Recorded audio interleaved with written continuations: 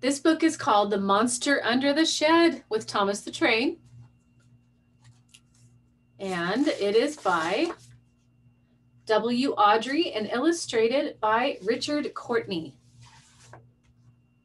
It was a dark, blustery evening at the station. Sir Topham Hatt had closed the railway early on account of the weather. The engines were waiting for the signal to return to their sheds. Maybe one of us should tell a story to pass the time, Thomas suggested. The other engines looked pleased with Thomas's idea. I have the perfect story for tonight, James volunteered with a sly grin.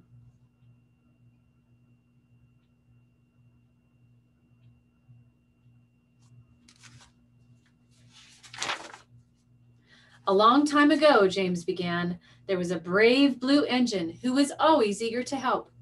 Blue Engine, the station master asked one night, would you go to the end of the tracks to pick up a coach that was left behind? Of course, the brave, eager engine replied, and he set out into the dark, foggy night.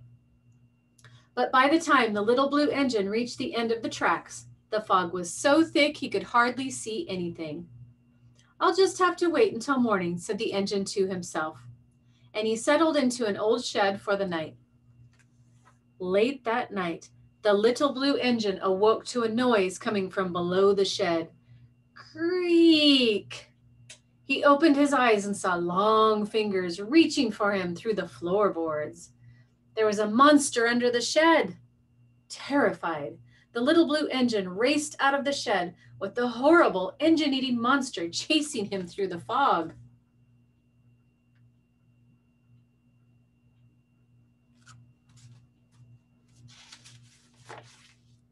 Then what happened? Percy asked timidly. That's where the story ends, said James. No one ever heard from that little blue engine again. What about the monster? Percy whispered. Don't be silly, Percy, Gordon said with a chuckle. It's just a story. What if that story is true? Percy asked Thomas on their way to the sheds. What if the engine-eating monster is out there somewhere right now? Stop being such a scaredy cat, Percy, Thomas answered. There are no such things as monsters.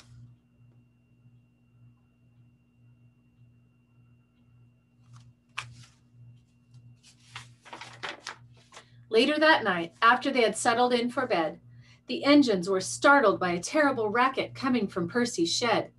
Gordon, Thomas, help! There's a monster in my shed, wailed Percy. Suddenly, James appeared, roaring with laughter. He had been rattling some scrap metal behind the sheds to frighten Percy. I'm a monster, James shouted. Percy was embarrassed for making such a fuss. It's okay, Percy, said Henry. Sometimes good imaginations think bad thoughts.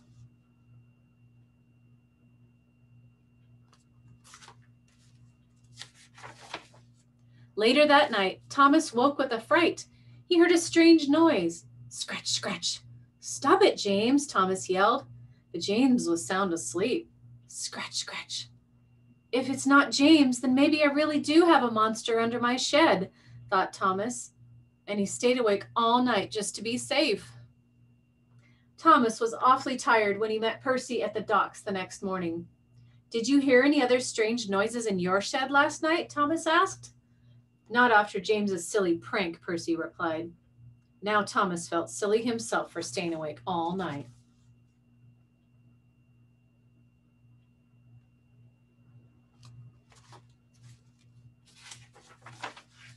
By the middle of the day, Thomas was very sleepy and running far behind schedule.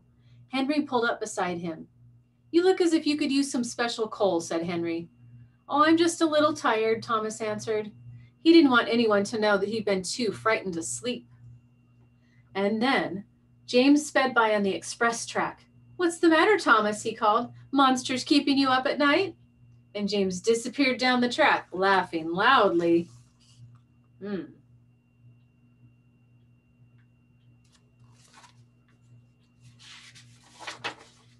By the end of the day, Thomas barely had enough steam to make it back to the yard. The other engines were telling stories again, but Thomas headed straight to bed.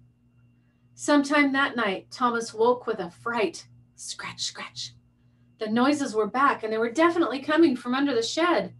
Who's there? Thomas whispered into the dark. Creak, creak, came the answer.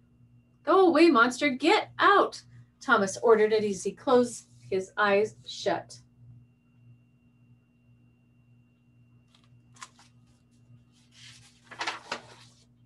Thump, thump, thump, thump.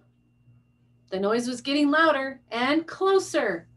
That will surely wake the other engines, Thomas said to himself. They'll save me from the monster. But the other engines didn't stir.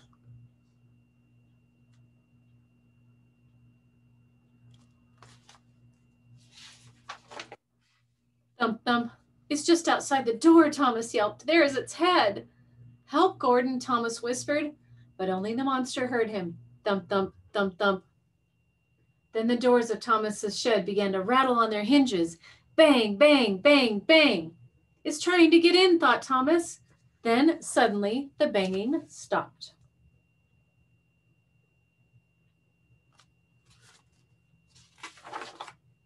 Thomas was too frightened to move. He peered out into the dark, and there it was, the horrible engine-eating monster. Thomas could see its eyes glowing in the night. Thomas clamped his own eyes shut and screamed. Gordon, Henry, Percy, James, he cried, save me from the monster!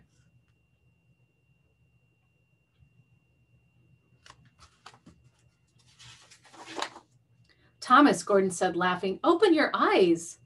What are you laughing at, Gordon? Snapped Thomas. There's a monster right outside my shed.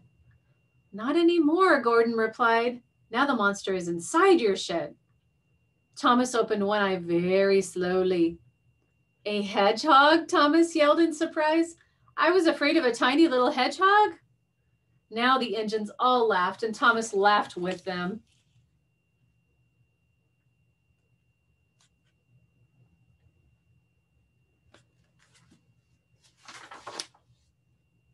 Percy has a good imagination, Thomas, but I think yours is even better, said Gordon with a little chuckle.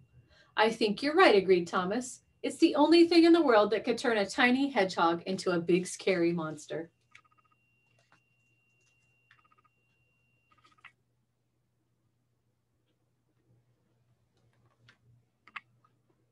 The end.